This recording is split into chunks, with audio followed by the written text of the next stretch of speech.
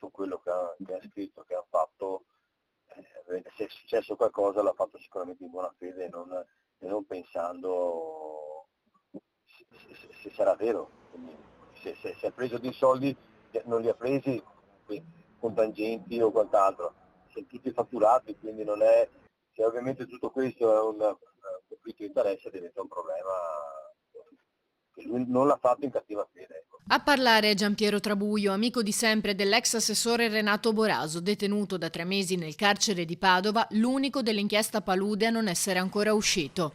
Boraso ha scritto una lettera all'amico Piero in cui sostanzialmente chiede scusa per tutto, a lui, ad altri amici più stretti di Favaro, un paese per cui, racconta Trabuio, ha fatto tanto. Si manca per quello che ha fatto, per quello che poteva fare per il nostro territorio, ma non solo per Favaro, anche per tutto il comune, perché lui rappresenta su tutte le difficoltà del nostro comune.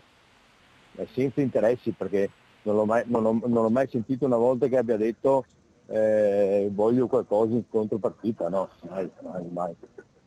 Lo faceva sacrificando anche la propria famiglia. Boraso scrive di essere psicologicamente provato, di sentire la mancanza della sua famiglia, la moglie Tiziana, i 3 figli. A giorni dovrebbe essere depositata la richiesta di scarcerazione da parte del suo difensore, l'avvocato Umberto Pauro, che punterà anche sulle dimissioni immediate da assessore presentate a pochi giorni dall'arresto. E proprio nel giorno in cui Boraso compie gli anni, Trabuio ci tiene anche a far sapere che lui e i suoi veri amici ci saranno. L'amico vero si vede nel momento del bisogno, ricordati, non nel momento in cui tutti stiamo bene, che si spiega e gira, si diventa tutti amici. Ma i veri amici non sono tutti questi. I veri amici che quando c'è in difficoltà o che ha problemi si presentano. Gli amici sono quelli veri, quelli che ti seguono sempre, al di là di quello che è successo.